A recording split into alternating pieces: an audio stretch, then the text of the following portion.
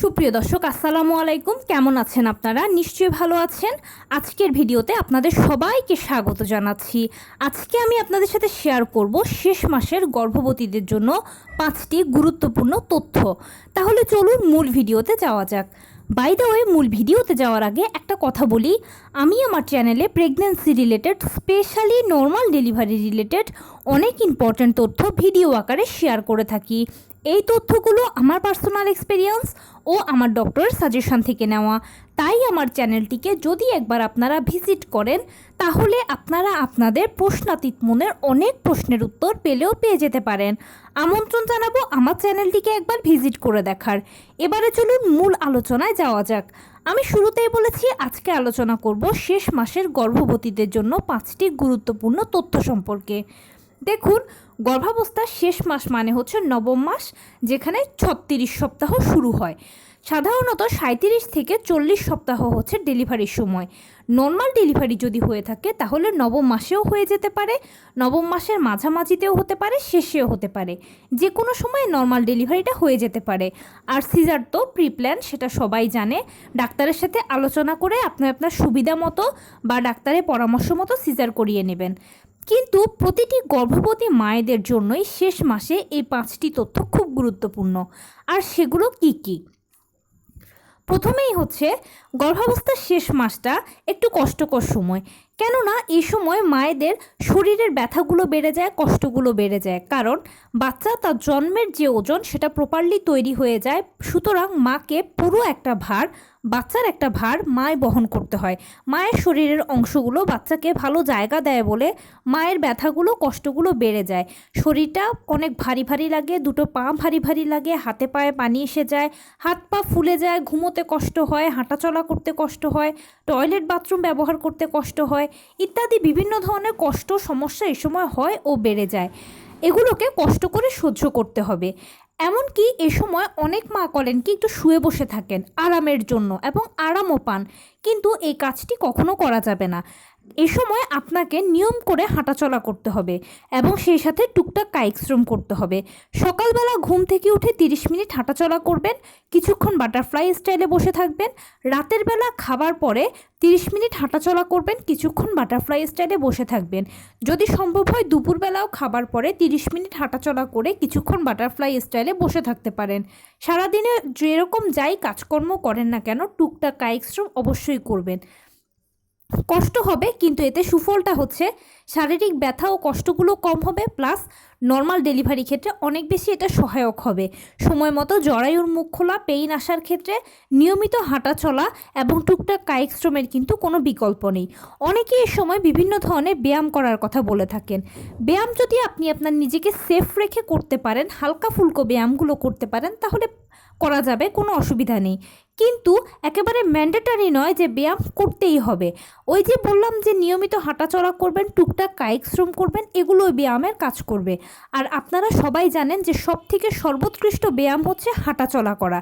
আর যেহেতু আপনি নিয়মিত হাঁটাচলা করছেন বা করার উপরে আছেন, সো আপনার বডিটা একটা ব্যায়ামের উপর দিয়ে আছে, তাই আলাদা করে ব্যায়াম চাইলে করতে পারেন, না চাইলেও কোনো বেশি সমস্যা নেই। এ সময় অবশ্যই লো কমেটটা ব্যবহার করার চেষ্টা করবেন। অনেকেই করে কি, যে কষ্ট কমানোর জন্য হাই কমেট ব্যবহার করে।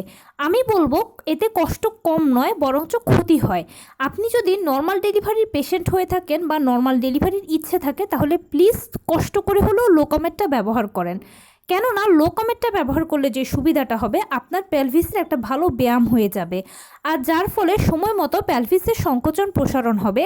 এমনকি অনেক সময় দেখা যাবে যে ভাগ্য ভালো হলে আপনার সেলাই করার প্রয়োজন হবে না, মানে নিচের দিকে যে একটা কাটা প্রয়োজন হয়, একটা সেলাইয়ের প্রয়োজন হয়, সেটার দরকার হবে না। বাচ্চা অনায়াসে বেরিয়ে চলে আসবে।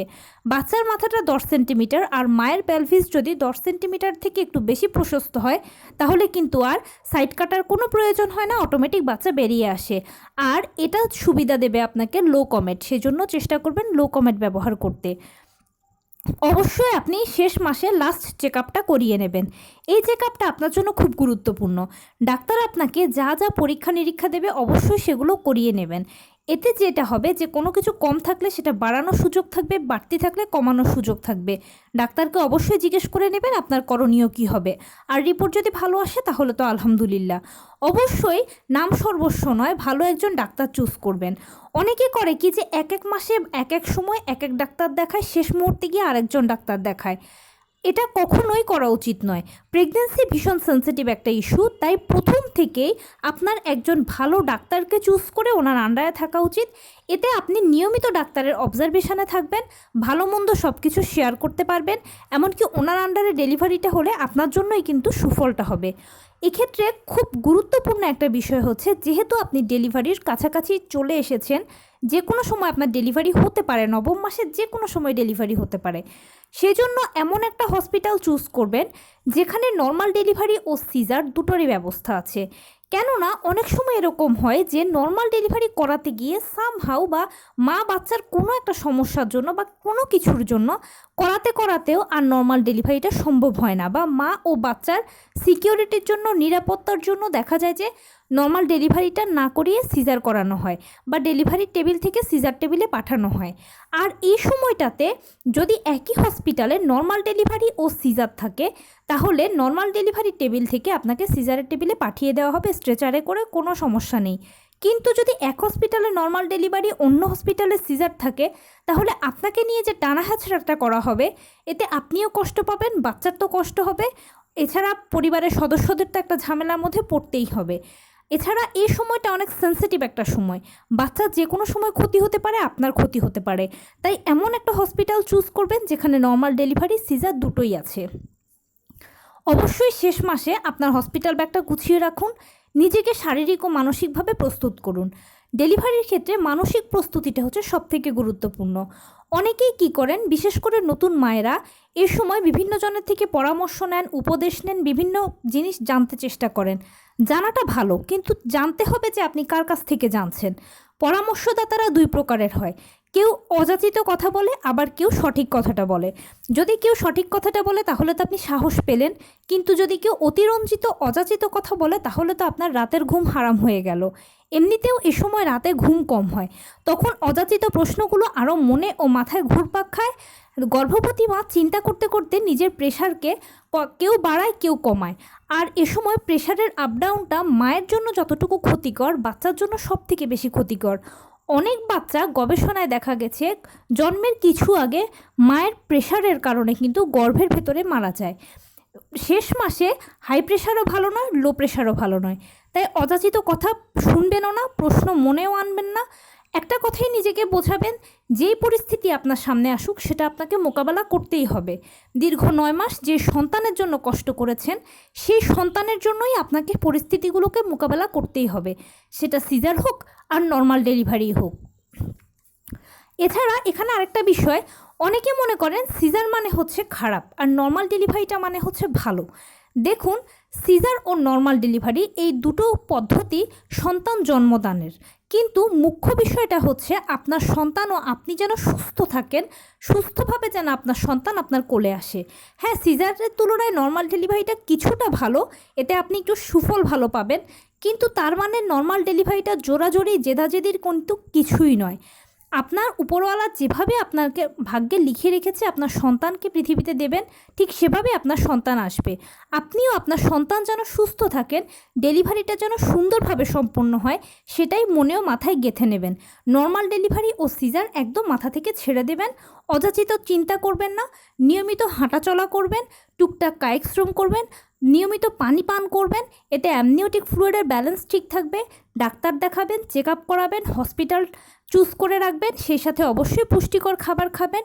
মাছ, মাংস, দুধ, ডিম, হলুদ ফলমূল, সবুজ শাকসবজি, লাল জাতীয় খাবার, ওমেগা 3 ফ্যাটি অ্যাসিড সমৃদ্ধ খাবার নিয়মিত খাবেন। বেশি বেশি করে উপরওয়ালাকে ডাকবেন। মনে রাখবেন, এটা আপনার জন্য একটা সময়, আর উপরওয়ালাই আপনাকে এই সময়টার হাত থেকে ভালোভাবে উদ্ধার করতে পারবে।